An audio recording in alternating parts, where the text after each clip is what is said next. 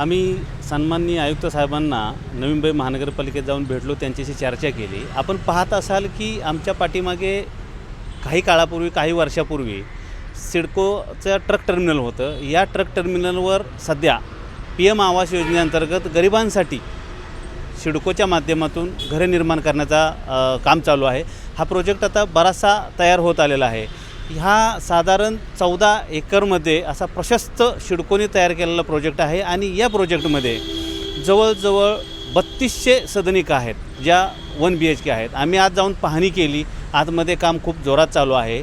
मला पडलेला एक प्रश्न आणि आम्ही आयुक्त साहेबांना, सिडकोच्या MDंना आणि महापौरांना मी निवेदन दिलेलं आहे की अनेक वर्षापासून या भूखंडावर काम चालू आहे। सिडको याच्या अगोदर ट्रक टर्मिनलवरून भाडे घेत होती।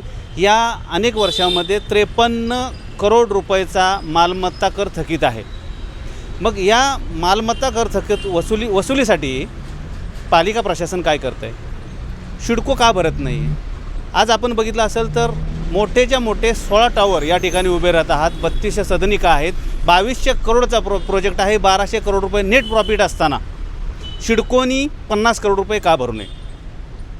जर हे 50 करोड रुपये, 53 करोड रुपये सिडकोने भरले नाहीत तर भविष्यात हा बोजा माझ्या गोरगरीब सिडको सोडतधारकांच्यावर, सदनिकाधारकांच्यावर येणार आहे। माझा सर्व सिडकोच्या सदनिकाधारकांना विनंती आहे की आपण या विषयावर सजग नागरिक म्हणून, सोडतधारक म्हणून जागृत व्हा आणि आवाज उठवा, तक्रारी नोंदवा, हॅशटॅग आंदोलन करा, सोशल मीडियाच्या माध्यमातून व्यक्त व्हा आणि हे 50 करोड रुपये भरण्यासाठी सिडकोला आपण भाग पाडूया।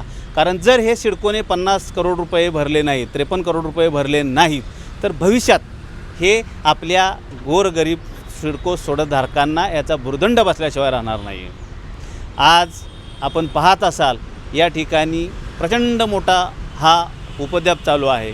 मोठ्या प्रमाणात सिडको सोडतधारकांची फसवणूक होण्याची शक्यता इथे नाकारता येत नाही। म्हणून आज आम्ही आयुक्तांना भेटलेलो आहे। आयुक्तांनी सांगितले आहे की आम्ही या गोष्टीचा पाठपुरावा करत आहोत। लवकरच मंत्रालयातून आम्हाला वसुलीसाठी कायदेशीर पत्र येणार आहे आणि त्या माध्यमातून आम्ही सिडकोचा हा 50 करोड रुपये आणि बाकीचा असा जवळजवळ 250 ते 300 करोडचा थकीत कर वसूल करणार आहोत। आता जर समजा महानगरपालिका येत्या 15 दिवसात हा कर वसूल करण्यासाठी अपयशी ठरली तर महाराष्ट्र नवनिर्माण सेनेच्या माध्यमातून सन्माननीय आयुक्तांच्या दालनामध्ये आणि या प्रोजेक्टवर बोंबा मारो, बोबाट आंदोलन करण्यात येईल। हेच या वेळेला मी तुम्हाला सांगतो आणि थांबतो। जय हिंद, जय महाराष्ट्र। लोकशाही मराठी ऐका, पहा, जागरूक रहा।